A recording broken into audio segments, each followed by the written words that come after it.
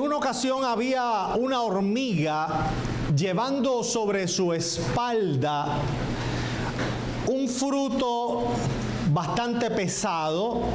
Ustedes saben que las hormigas tienen la capacidad de soportar un gran peso, ¿verdad? De acuerdo a su cuerpo. Se dice que hasta 20 veces su propio peso. Imagínese usted que pudiese cargar sobre sus hombros 20 personas que pesen lo mismo que usted.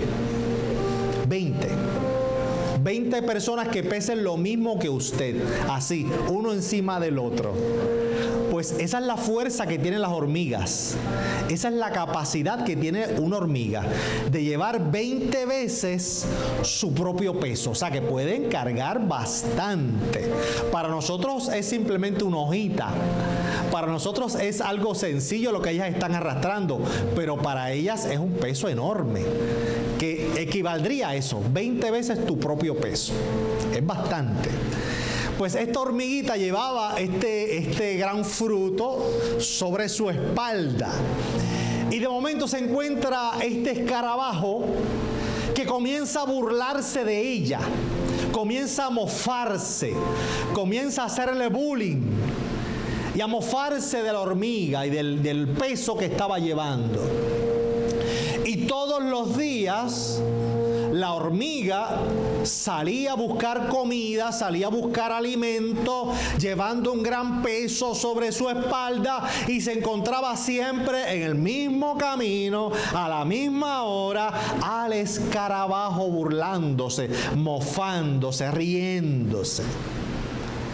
Qué difícil, ¿verdad? Porque un chistecito que hagan en tu contra, tú lo puedes tolerar, ¿verdad? Y a lo mejor hasta te ríes con las muelas de atrás. Pero que te hagan el mismo chistecito sobre ti y se burlen de ti todos los días, ¿verdad? Que cansa, molesta, incomoda. Y llegó un día que la hormiga iba llevando este peso sobre su espalda como de costumbre.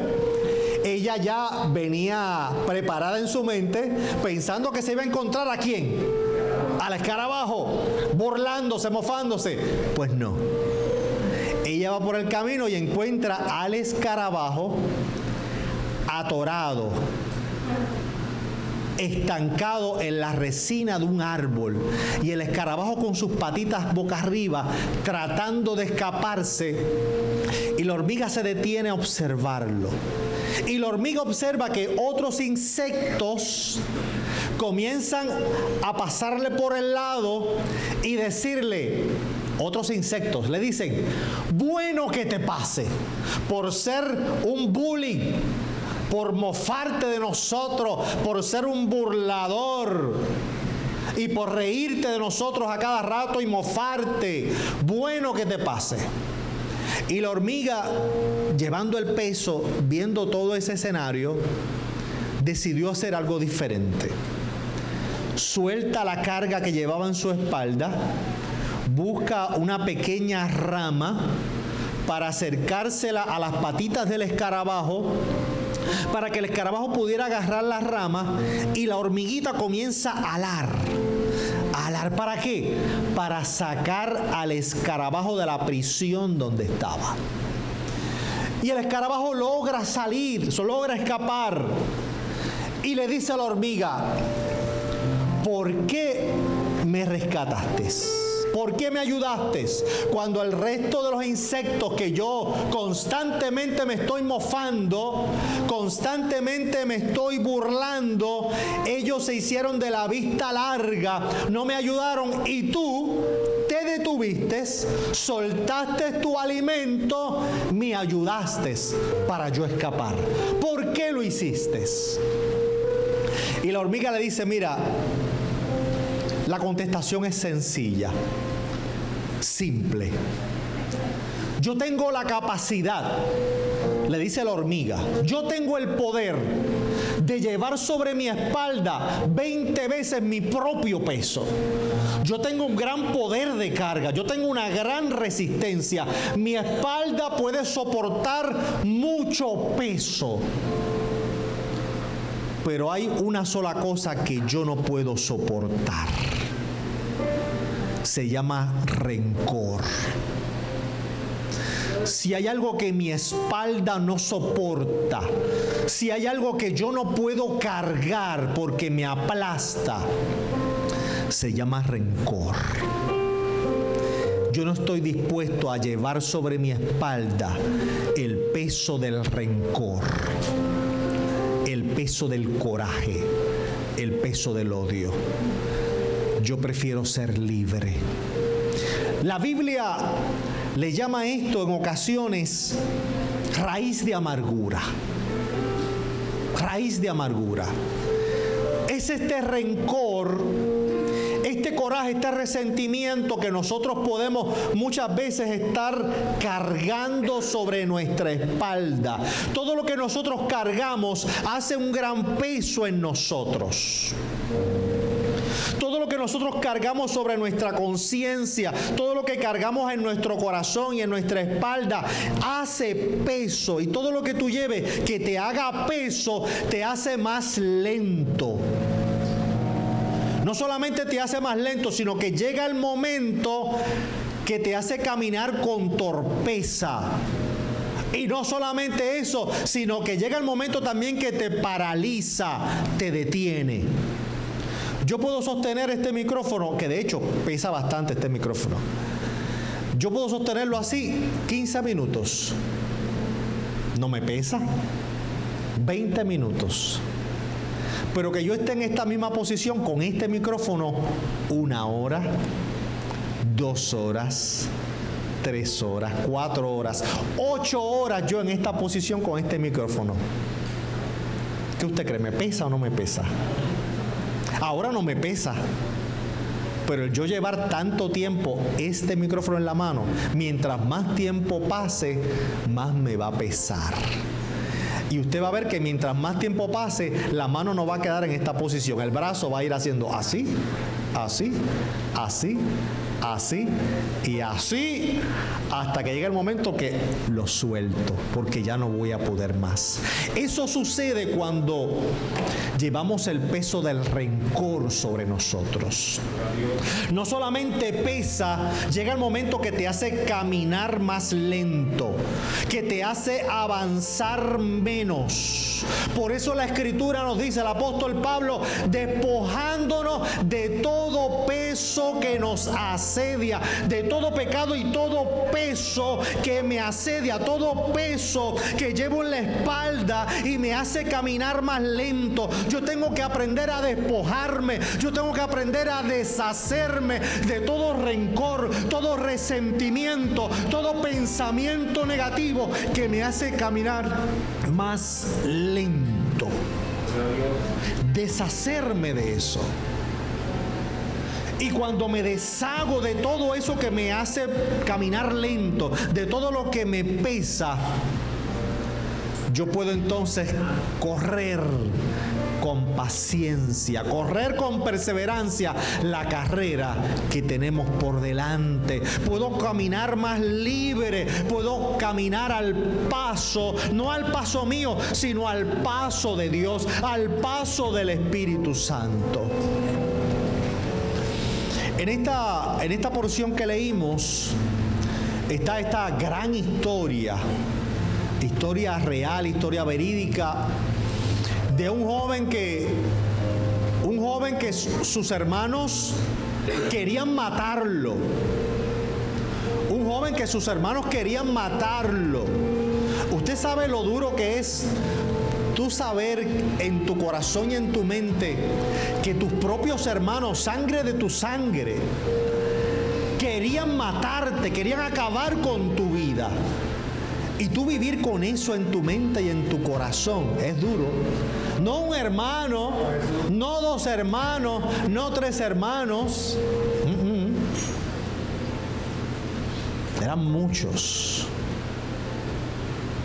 9 hermanos. 9 hermanos que trataron de matarte y que tú escuchabas cuando ellos te arrojan en un pozo y tú los estás escuchando arriba discutiendo cómo te iban a matar. Y que el hermano mayor, Rubén, dice, no lo maten. No lo matemos, mejor vamos a venderlo. Vamos a venderlo a esos parientes que pasan por nosotros, que son unos mercaderes, los ismaelitas. Cuando pasen por aquí, que esta es parte de la ruta de comercio de ellos, cuando los parientes de nosotros pasen por aquí, se los vamos a vender a ellos. Y se lo vendemos como un esclavo. Este es nuestro hermano, que es un príncipe que está acostumbrado a comer en bandeja de plata, a vestir los mejores vestidos. Ahora lo vamos a vender como un miserable esclavo. Todo eso José lo estaba escuchando. ¿Usted no cree que eso generó en José rencor, dolor? Y que fue vendido por sus propios hermanos que querían matarlo. Lo venden y llega a ser vendido en una casa como un esclavo, sin poder tener dominio, poder de sus decisiones, sino simplemente fue vendido como un objeto, como un esclavo. Habiendo sido un príncipe, ahora vive como un esclavo, sujeto a las decisiones y a la voluntad de otros, que tratan de seducirlo y hacer que violente el pacto con su Dios y la voluntad de Dios, y él, por hacer el bien, por obedecerle a Dios, ahora también es acusado injustamente y lo envían a la cárcel, donde antes era esclavo y llegó a tener una posición como el supervisor del resto de los esclavos. Llegó a tener una posición, ahora pasa a ser menos que el supervisor de unos esclavos. Ahora pasa a ser un mero prisionero, sujeto a la muerte en cualquier momento. A la muerte. Todo eso, ¿usted cree que formaba algo bueno en el corazón y la mente de José? Claro que no. Todo iba de mal en peor. Primero sus hermanos lo odian, tratan de matarlo, terminan vendiéndolo como un esclavo, lo acusan injustamente, ahora va preso, so pena de muerte. Todo iba de mal en peor. De mal en peor. ¿Cuántas veces tú te has sentido así? ¿Cuántas veces has sentido que las cosas van de mal en peor? Sabiendo tú que la Biblia dice que tú eres nación santa, pueblo escogido, adquirido, que tú eres parte, aleluya, del cuerpo de Cristo. Que la Biblia dice que tú eres real sacerdocio. Como dice el libro de Apocalipsis, que tú siendo real sacerdocio, que tu nombre está escrito en el libro de la vida, que en ti habita Dios, el Espíritu Santo de Dios. Sin embargo, las cosas van de mal en peor. ¿Cuántas veces te has sentido así? Que dices, Dios mío, pero ¿hasta cuándo? ¿Pero por qué? ¿Pero por qué yo? ¿Hasta cuándo? Y las cosas de mal en peor. Pero ¿sabe algo interesante en el proceso de la vida de José?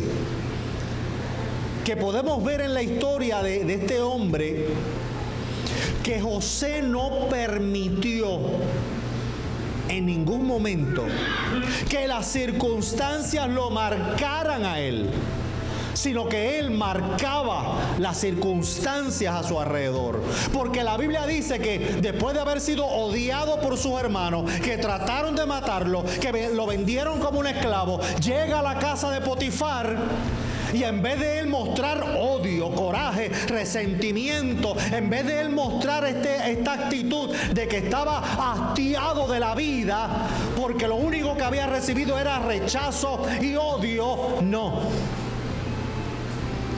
José, en medio de todos esos problemas, que las cosas iban empeorando, José mostraba un carácter conforme al carácter de Dios. Y por eso la Biblia dice que donde quiera que José iba, Dios estaba con él. Entonces José no permitía que los problemas aún siguieran empeorando, que los problemas marcaran y cambiaran su carácter, marcaran su vida negativamente, sino que José decidía: no, yo no voy a dejar que el problema me cambie, yo voy a cambiar la circunstancia, porque aunque todo venga terrible a mi vida, aunque las adversidades lleguen a mi vida, yo voy a seguir dando luz, yo voy a seguir siendo un portador de aquel Dios de los ejércitos, aleluya, que está conmigo a través de cada adversidad. Y la Biblia dice que Dios, allí en casa de Potifar, Dios estaba con José.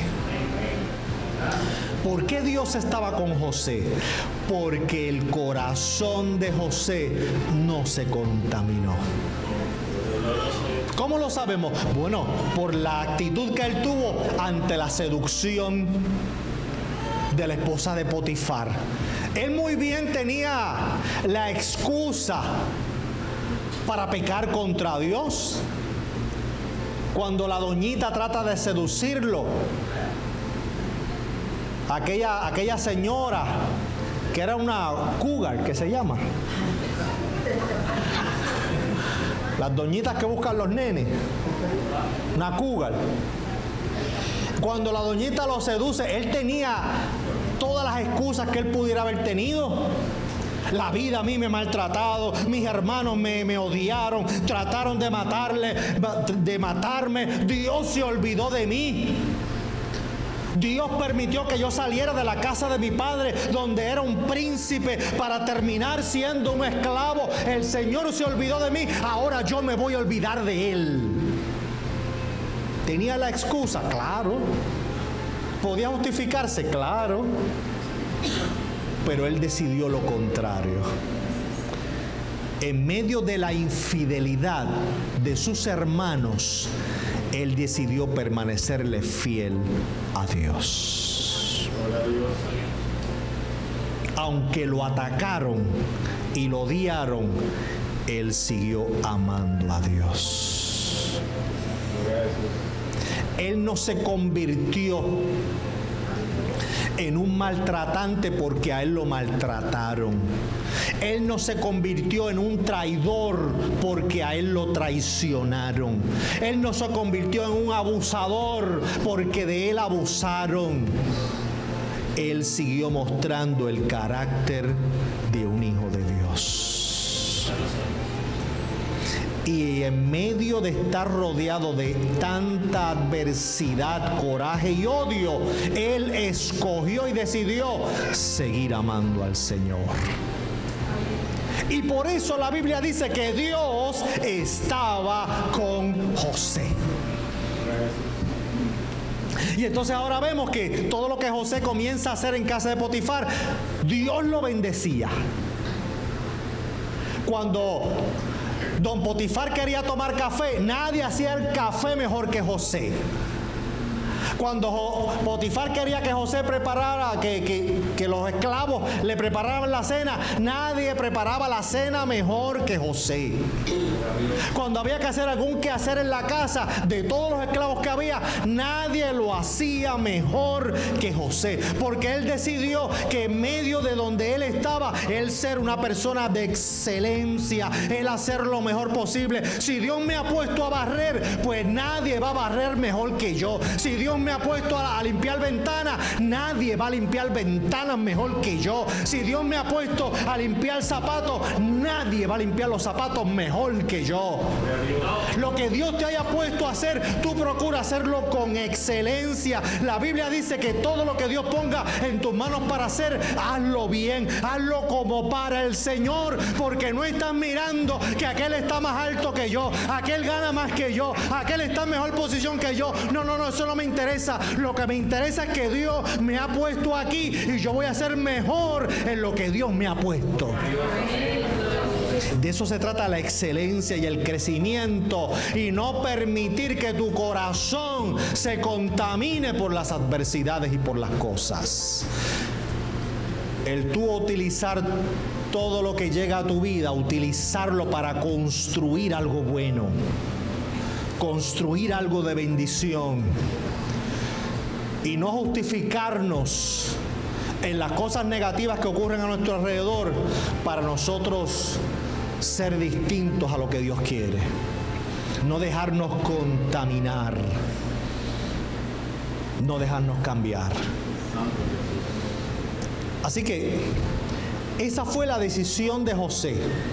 Y de ahí José pasa a la cárcel, donde José sabía que en cualquier momento lo podían decapitar o podía ser víctima de cualquier tipo de ejecución. O sea, José podía ser muerto en cualquier momento. Él lo sabía, que si antes estaba mal, ahora estaba peor. Pero el corazón de José no cambió. El corazón de José no se contaminó. Y la Biblia dice que cuando ahora de estar en casa de servidumbre, ahora estaba peor, ahora estaba en la cárcel, esperando a que lo mataran en cualquier momento. La Biblia dice que cuando llega a la cárcel, dice, y Dios estaba con José. Esas palabras, mis amados, cuando las leemos parecen chocantes, porque en nuestra mente tenemos el esquema de que es que si Dios está conmigo, yo tengo que caminar solamente por calle de oro. Si Dios está conmigo, yo tengo que estar rodeado todo el tiempo de bendición, de salud, de prosperidad. Si Dios está conmigo, todo tiene que estar inmaculado, todo tiene que ser perfecto, todo tiene que ser positivo, todo tiene que ser bueno, si Dios está conmigo. Entonces cuando leemos eso, es como que contraproducente, pero entonces las cosas siguen de mal en peor. Pero Dios estaba con él. ¿Cómo compaginamos eso? En la psicología eso se le llama disonancia cognitiva. Una cosa choca con lo que tenemos aquí grabado y como que no compagina una cosa con otra.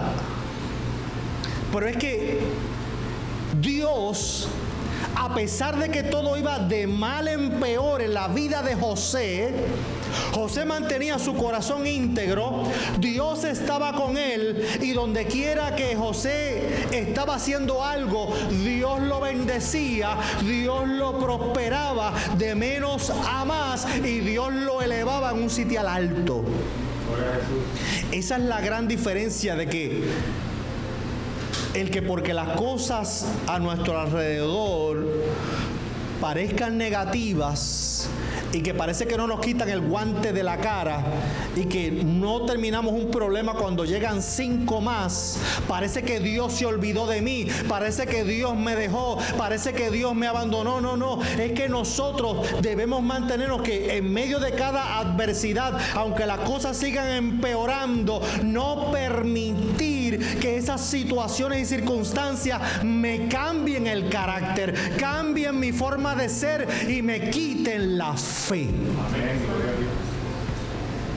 Sino que por el contrario, yo permito que cada adversidad sirva como fuego purificador para que la fe que está en mí, que es como oro, sea probada y todos esos elementos que contaminan la fe se disuelvan.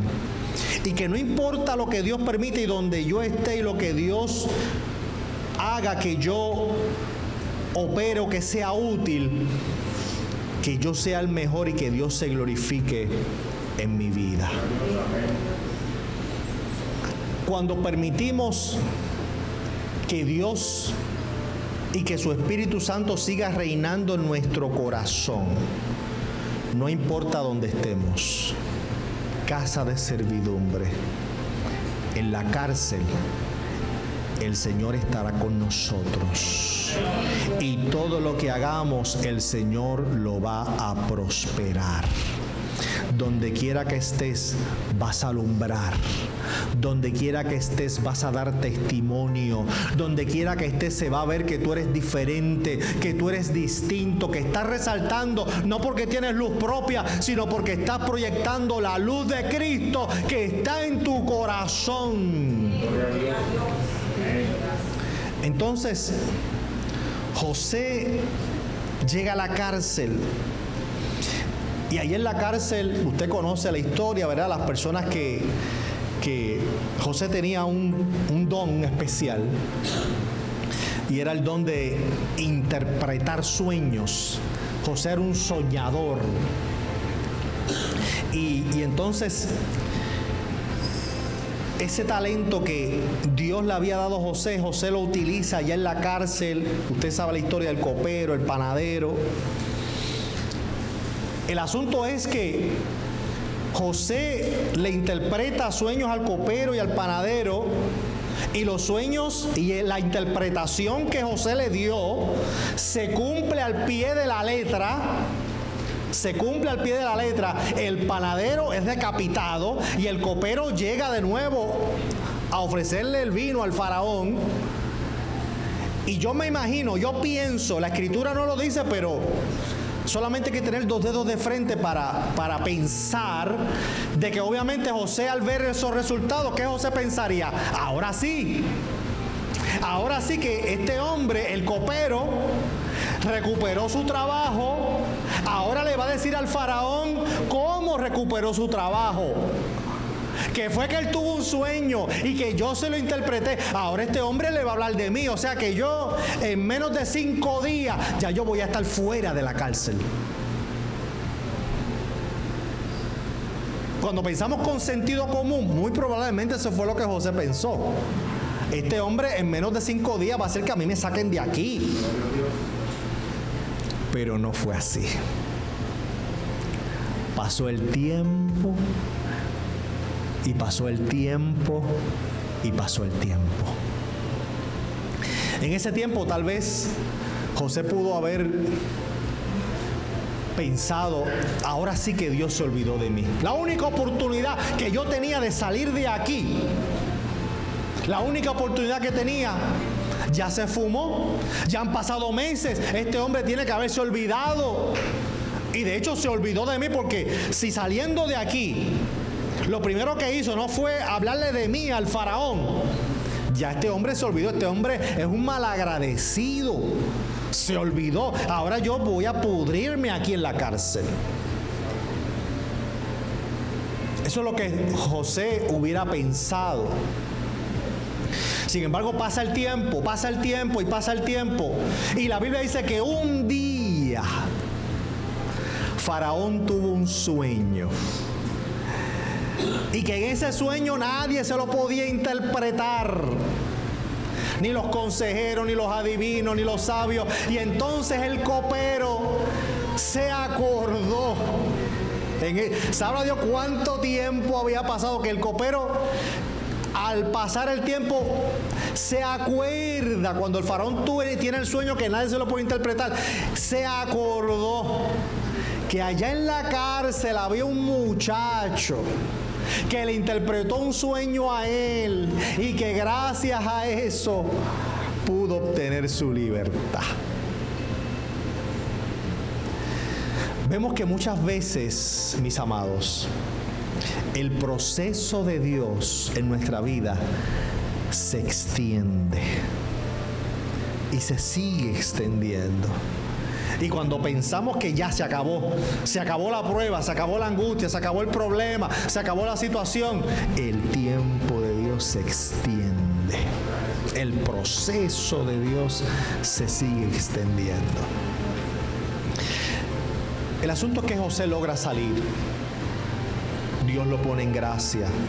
Dios lo bendice. Y sigue pasando el tiempo hasta que se cumple el sueño del faraón que José había interpretado. José comienza a ejercer su función como gobernante. Era el segundo hombre más poderoso de la tierra, el segundo al mando de Egipto. Y Egipto en aquel momento era el hegemón del mundo, era la nación más poderosa del mundo, la más rica. Y José era el segundo al mando, el gobernante, el segundo, la mano derecha del faraón. Imagínense el nivel de poder al que alcanzó José. Pero José estaba claro en cuál fue el propósito de Dios con él. ¿Por qué Dios permitió tanto dolor y sufrimiento en su vida? ¿Y qué era lo que Dios estaba haciendo a través de él? José estaba claro con eso. Y lo vemos precisamente en ese capítulo 45.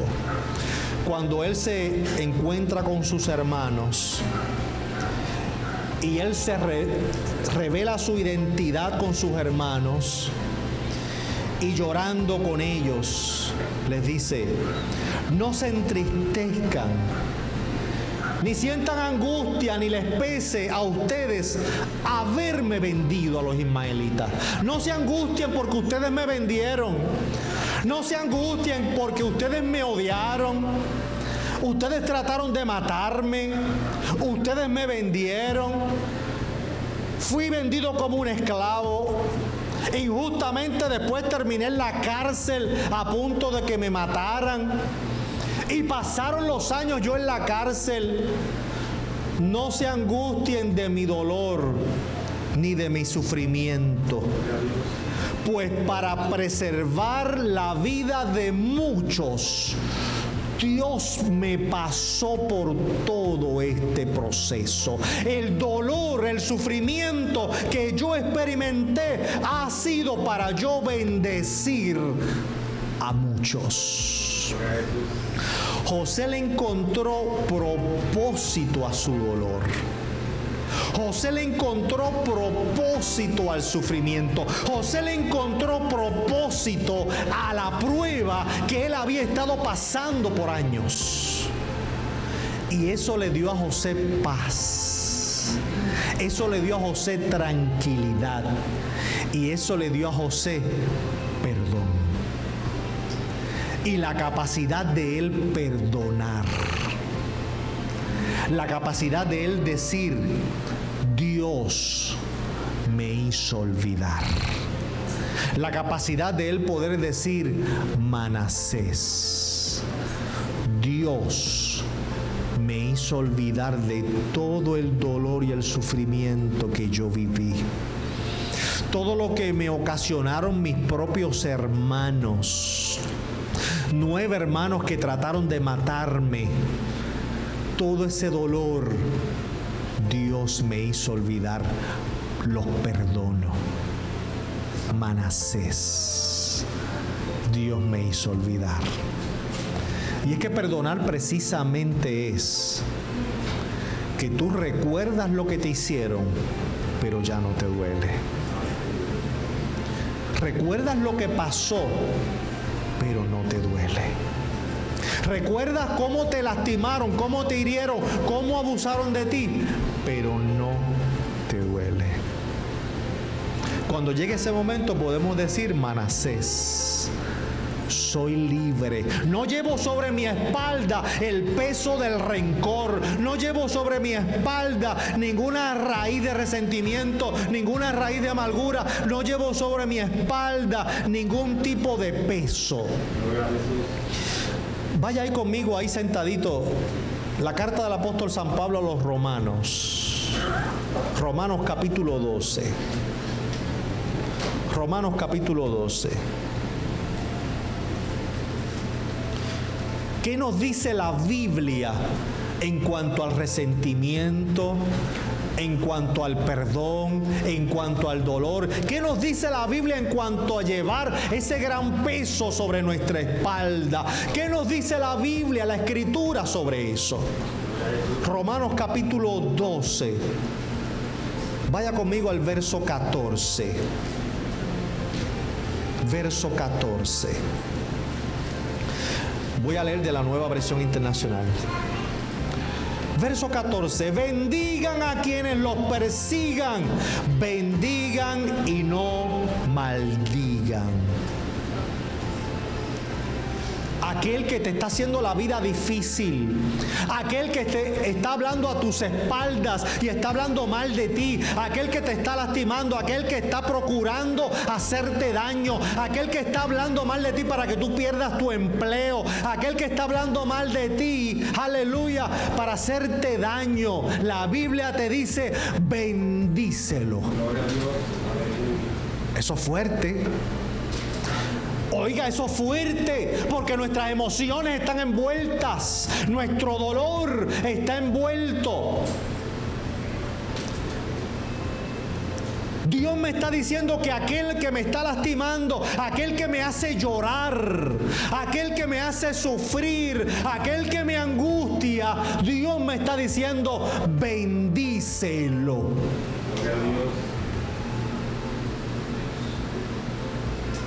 Aquel que quiere ver tu cabeza rodar por el piso y que no le importa el bienestar de tu familia, bendícelo. Aquel que no le importa si estás sano, si estás enfermo, si comiste o no comiste, aquel que no le importa si tus hijos están bien, aquel que te odia, que no te quiere, bendícelo. Son palabras fuertes. Son palabras fuertes. Bendícelo. Bendigan y no maldigan. Alégrense. Sigan, bendigan y no maldigan. Alégrense con los que están alegres. Lloren con los que lloran. Hay gente que cree que la vida cristiana es una vida falsa. Una vida de apariencia. Como si por ser hijo del Señor o ser creyente hay que aparentar que todo es alegría, que todo es fiesta, que todo es sonrisa. No, la Biblia nunca ha dicho eso. La Biblia no enseña que eso es el Evangelio. Al contrario, hay tiempo de reír y tiempo de llorar. Y aquí nos está diciendo Dios, alégrate con los que se alegran y llora con los que lloran. Porque hay tiempo de llorar. Llora con los que lloran. Vivan en armonía los unos con los otros. No sean soberbios o no sean arrogantes, sino háganse solidarios con los humildes, que seamos humildes. No se crean los únicos que saben, no sean sabios en su propia opinión. No paguen a nadie mal por mal. Procuren hacer lo bueno delante de todos. Si es posible, en cuanto dependa de ustedes, vivan en paz con todos los hombres. Hay gente que le gusta la bulla, la pelea. Hay gente que le encanta la pelea, la controversia. Los hijos de Dios no debemos ser así. Los hijos de Dios somos llamados a ser pacificadores. De hecho, uno de los nombres de nuestro Señor es Príncipe de Paz. Y si ese príncipe de paz, que nos ha dejado una paz única, como solamente Él nos puede dar, debemos también nosotros ser pacificadores. Y en cuanto dependa de mí, si está en mis manos, si está en mi control, la Biblia dice que yo me mantenga en paz con todo el mundo, mientras dependa de mí, que yo esté en paz. Esa es la actitud que el Señor nos está pidiendo. No tomen venganza, hermanos míos, sino dejen el castigo en las manos de Dios, porque escrito está: mía es la venganza, yo pagaré, dice el Señor. Antes bien, si tu enemigo tiene hambre, dale de comer. Si tiene sed, dale de beber, porque haciendo así ascuas de fuego amontonarás sobre su cabeza. ¿Sabe de dónde el apóstol Pablo está sacando esto? De un proverbio, del libro de Proverbios. El apóstol Pablo está sacando este verso del libro de Proverbios. Es un libro de sabiduría. Y el Señor nos está diciendo: no pagues mal por mal. Bendice al que te maldice. Bendice y no maldigas. Vaya conmigo a Hebreos capítulo 12. Hebreos capítulo 12 y vamos concluyendo ya. Hebreos capítulo 12.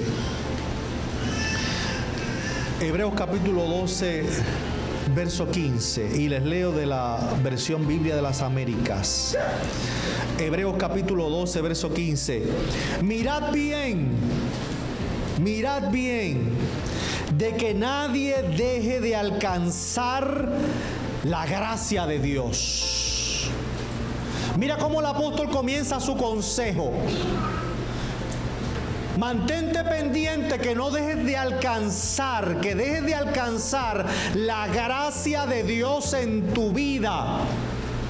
Quiere decir entonces que hay cosas que yo puedo permitir en las cuales me detengo y dejo de alcanzar la gracia de Dios.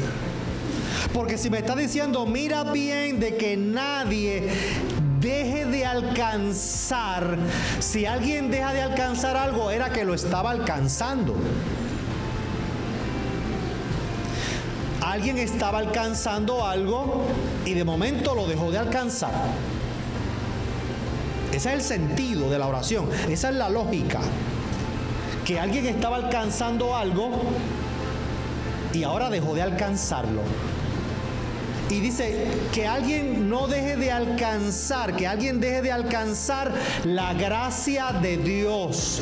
La Biblia nos está diciendo que hay personas que pueden dejar de alcanzar la gracia de Dios. Entonces la salvación se puede perder. Entonces, salvo no siempre es salvo. Alguien que ha alcanzado la gracia de Dios la puede dejar de alcanzar. Eso es lo que la Biblia te está diciendo. Que si en algún momento dado somos salvos, esa salvación hay que cuidarla con temor y temblor. Porque eso no está escrito en piedra. La gracia de Dios está para todos, pero yo tengo un libre albedrío y yo puedo decidir volverme atrás y puedo dejar de alcanzar la gracia de Dios. Entonces, la Biblia me está diciendo que uno de los elementos por los cuales yo puedo dejar de alcanzar la gracia de Dios es el siguiente: de que ninguna raíz de amargura, resentimiento, coraje, odio, que brotando causa dificultades y por ellas muchos sean contaminados. La Biblia nos está diciendo que la raíz de amargura puede hacer que tú dejes de alcanzar la gracia de Dios. Te estamos diciendo que la Biblia está indicando que una raíz de amargura que tú permitas en tu corazón te puede costar tu salvación. Te lo estoy diciendo en arroyo y habichuela, más claro no sé cómo decirlo. Más claro no sé. El que tú permitas una sola raíz de amargura en tu corazón, un solo resentimiento, que cuando tú digas, Señor, no quiero ver a fulana, no quiero ver a fulano, porque donde lo vea voy a orar para que tú hagas descender fuego del cielo y que lo consuma. Y no quiero hacer esa oración. No me hagas orar para que descienda fuego del cielo como oró Elías, pero para que lo consuma de pies a cabeza. Eso es resentimiento. Eso es resentimiento. Eso es una raíz de amargura. Cuando viene el pensamiento, el nombre de esa persona a mi mente, y lo que siento es que se me retuercen las entrañas. Siento que me hierve la sangre cada vez que pienso en ese nombre. Cuidado, raíces de amargura, resentimiento, que son elementos que ponen en peligro nuestra vida eterna con el Señor, pero muchas veces estamos más pendientes a esos pecados externos, ¿verdad? Adulterio, fornicación, y tantas cosas, el robo, el asesinato, tantas cosas, ¿verdad? Y estamos pendientes más a eso. Pero hay otras situaciones que ocurren, ¿sabe dónde? En nuestro corazón. No estás asaltando un banco, no estás utilizando droga, ni estás vendiendo droga, no estás violando la ley, no estás quitándole la vida a alguien, no estás cometiendo algún pecado de inmoralidad sexual, físico, de contacto físico, no. Son cosas que ocurren en lo secreto de tu recámara, tu corazón, donde ningún ser humano está viendo, pero Dios te está mirando. Y Dios está viendo que allí en la casa de tu corazón, donde habita su Espíritu Santo, ahí mismo hay una raíz de amargura. ¿Y sabe cuál es el peligro de la raíz de amargura? Ahí mismo nos lo dice. Yo te lo voy a desmenuzar, pero ahí está escrito. ¿Sabe cuál es el peligro de la raíz de amargura? No solamente me hace daño a mí, no solamente evita que yo pueda seguir y continuar la gracia de Dios. No solamente la raíz de amargura hace que yo lleve ese peso y que pueda perderme, sino que la raíz de amargura que está en mi corazón puede contaminar a otros. Vamos a leerlo.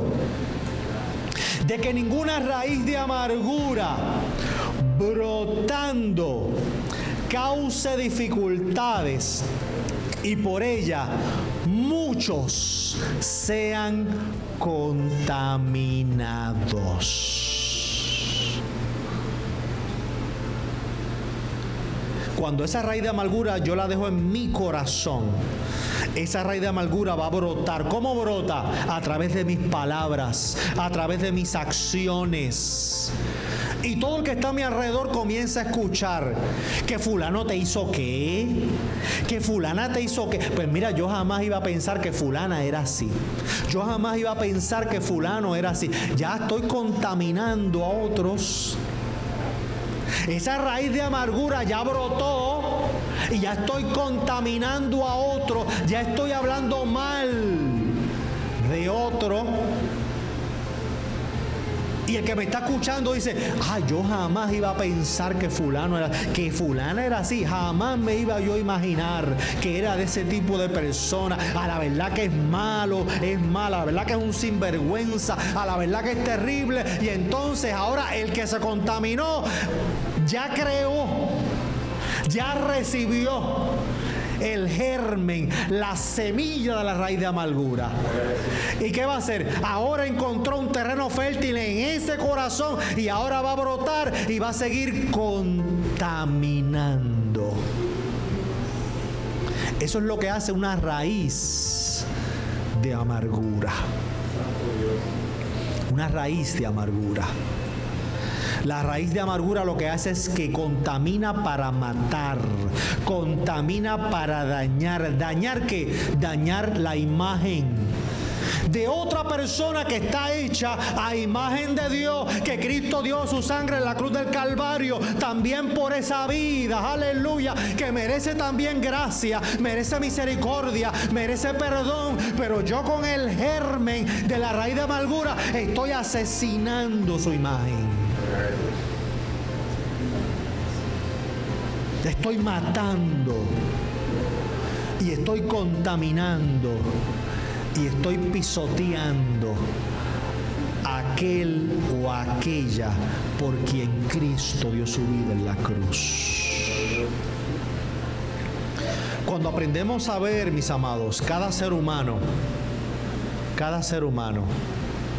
como un potencial de salvación, Cuando aprendemos a ver cada ser humano, aquel que está en la luz, con sus piernas llenas de llaga, pidiendo para satisfacer su vicio. Cuando vemos a aquel que está viviendo borracho por ahí por las calles, viviendo sin fe, sin esperanza. Cuando vemos a aquel que está pensando constantemente en hacer mal, en lastimar a otro. Cuando vemos a todos esos que están viviendo sin fe y sin esperanza. Y cuando los miramos y vemos seres que, aleluya, Cristo dio su vida también por ellos en la cruz del Calvario, comenzamos a mirarlos diferentes, comenzamos a mirarlos distintos.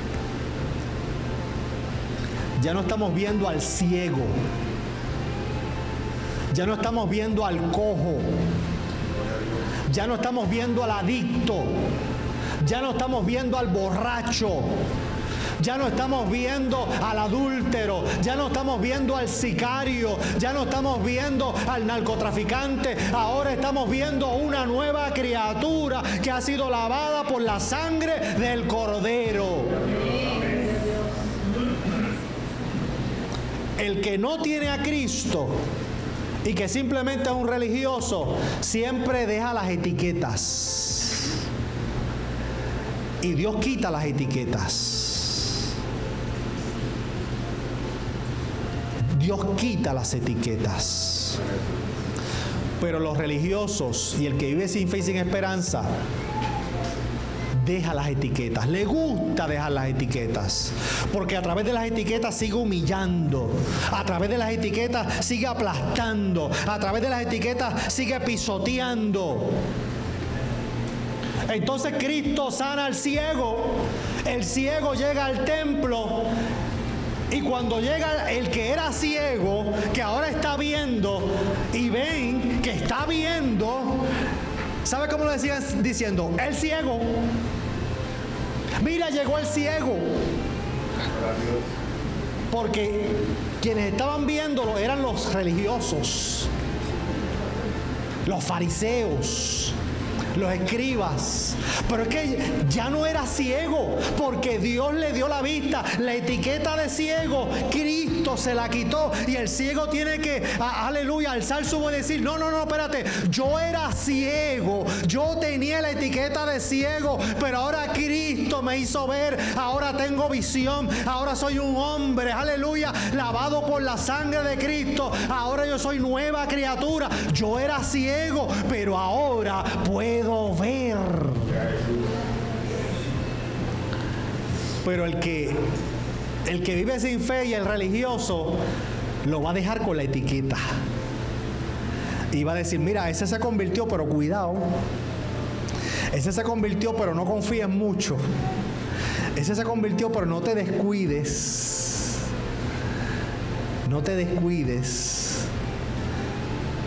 porque le dejó la etiqueta y no está viendo que ahora es una nueva criatura. Ya Dios quitó la etiqueta. Y cuando dejamos que esas raíces de amargura, el resentimiento quede en nuestro corazón y nosotros llevamos ese peso, esa carga, mis amados, te va a hacer más lento, te va a hacer caminar más lento, va a hacer que te detengas y te va a destruir. Es triste escuchar testimonios de personas que han tenido estas experiencias, que mueren clínicamente, son declarados muertos, y que en ese tiempo que han sido declarados muertos, esas personas van al infierno y regresan a la vida y cuentan las experiencias. Pero usted pensará que eso es glorioso, eso es bueno, que alguien tuvo esa experiencia y vio y escuchó y salió y pudo volver a vivir para arrepentirse. Claro, es bueno, pero es triste porque muchas de esas personas decían que eran cristianas, decían llamarse cristianos, iban a la iglesia, cantaban, hasta predicaban. Yo he escuchado hasta de pastores, testimonios, historias. Y cuando llegan allá y se ven en ese lugar, ¿sabe lo que se les revela de por qué están allí? ¿Sabe por qué? Rencor,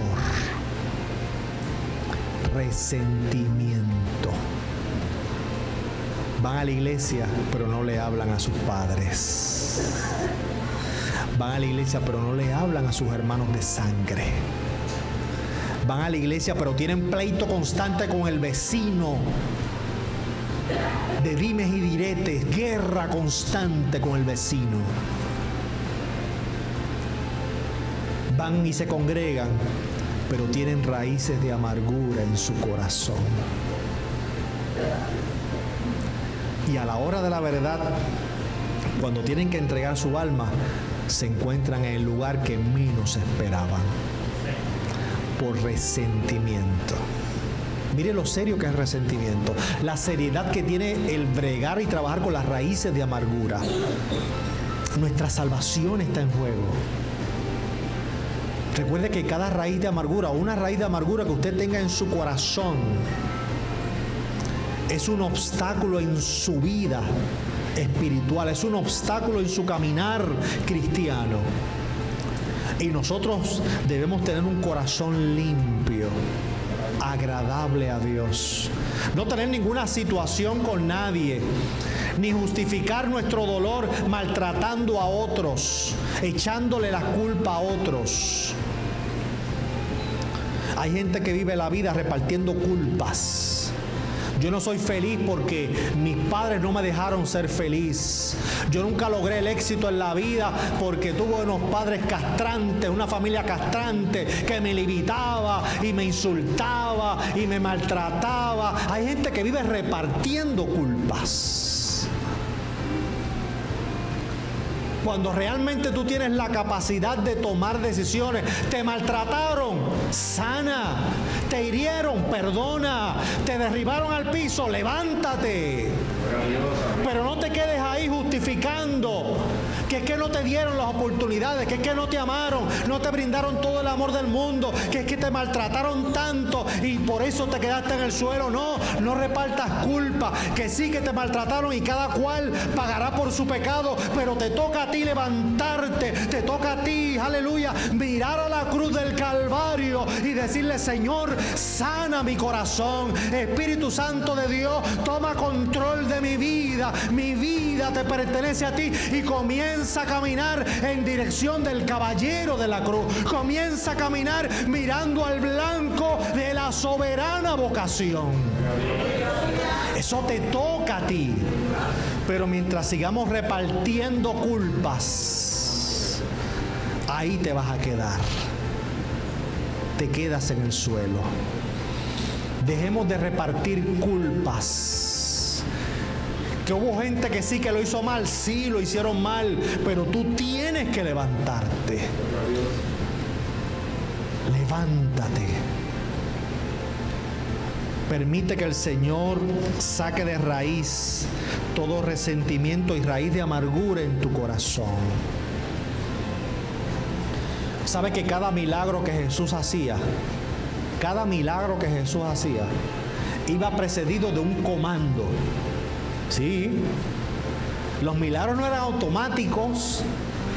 Los milagros, bueno, uno que otro de estas situaciones extraordinarias, como la mujer del flujo de sangre, que fue ella quien tuvo esa iniciativa. Pero la gran mayoría de los milagros de Jesús iban precedidos de un comando. ¿Cuál era ese comando? A ti te digo, levántate. Vete y lávate los ojos allá en el estanque de Siloé. Vete y camina y preséntate al sacerdote. Ve y muévete, levántate, camina, lávate. Todo milagro iba precedido de ese comando, y ese comando era: levántate tú, camina, acciona la fe, comienza a creer, y en el proceso, aleluya, yo te voy a ir restaurando. En el proceso yo te voy a ir perdonando, yo te voy a ir levantando, restaurando, yo te voy a ir sanando, yo voy a ir glorificándome en tu vida. Pero tú decides, o te quedas ahí o te levantas para que camines, o te quedas ahí y vas y te lavas en el estanque de Siloé. Tú decides qué vas a hacer. Pero si te quedas ahí repartiendo culpas,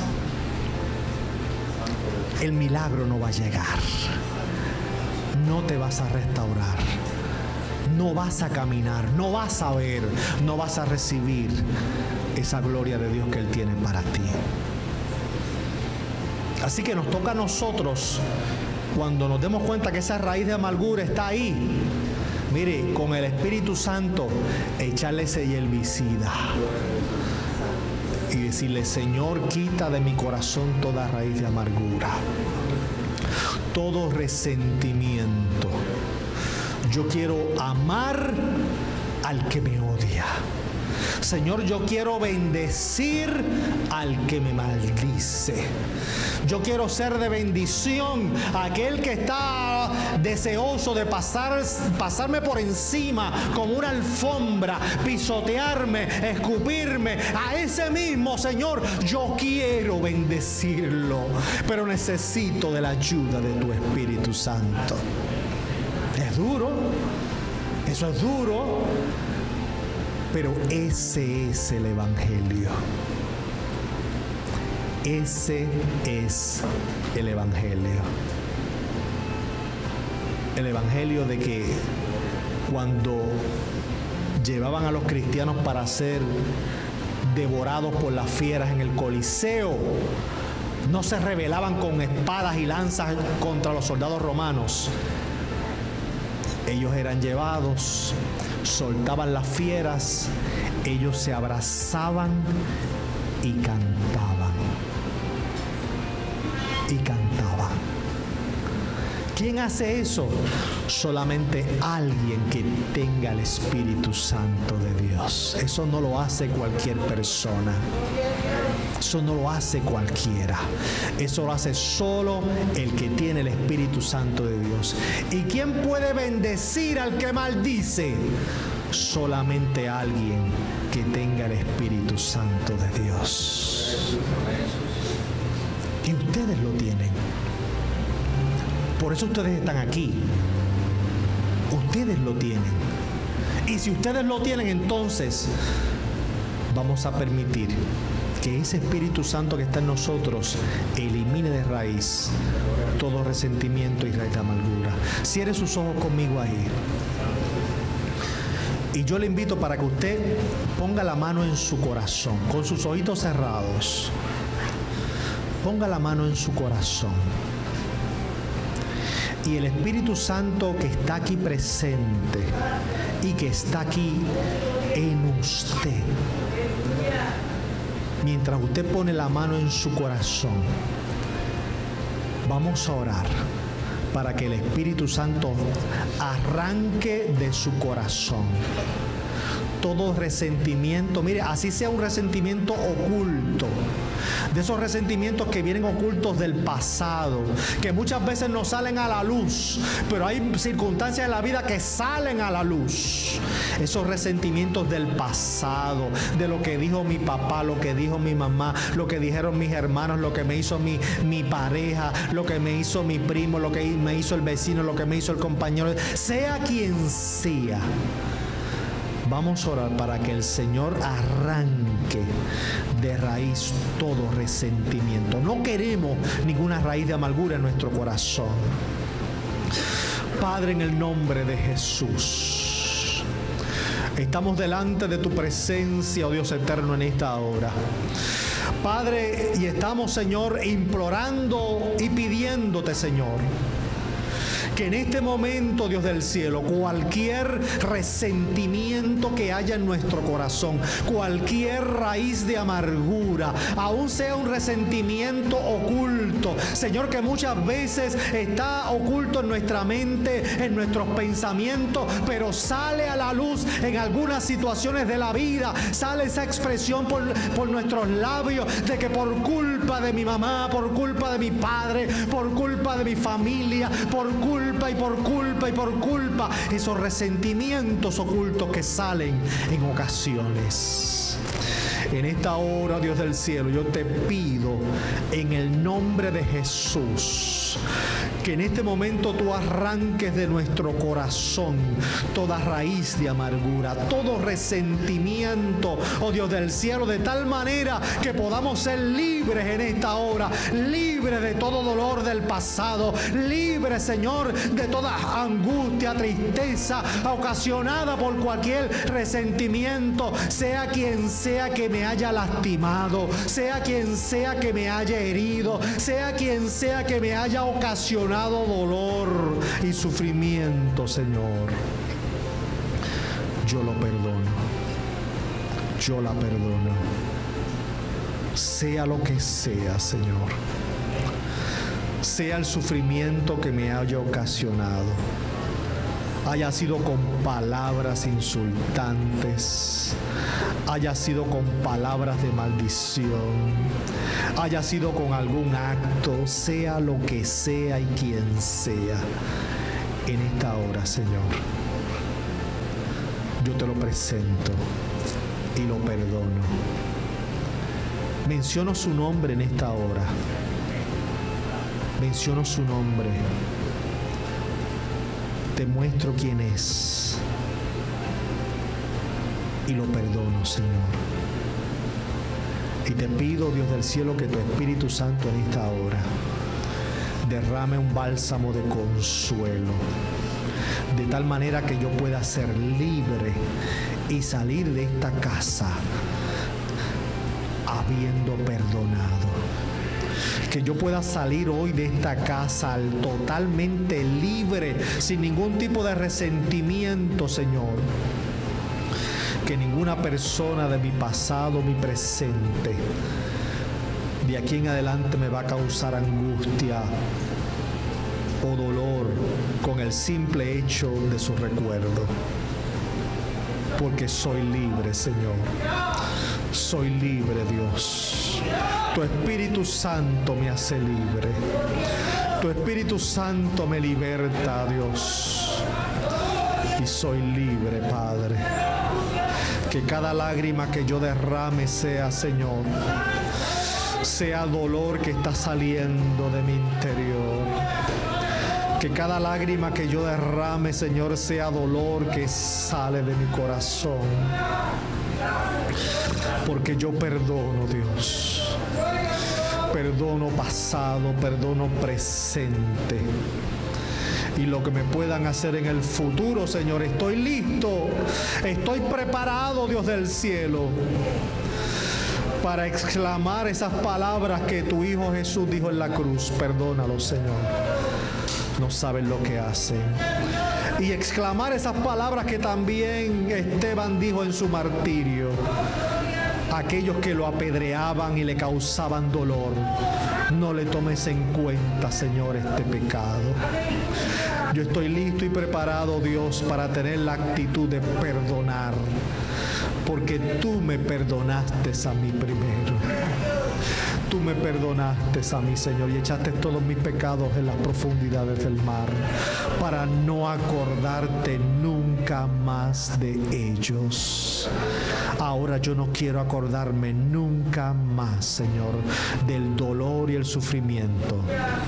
Manasés, Manasés, tú me hiciste olvidar, Señor.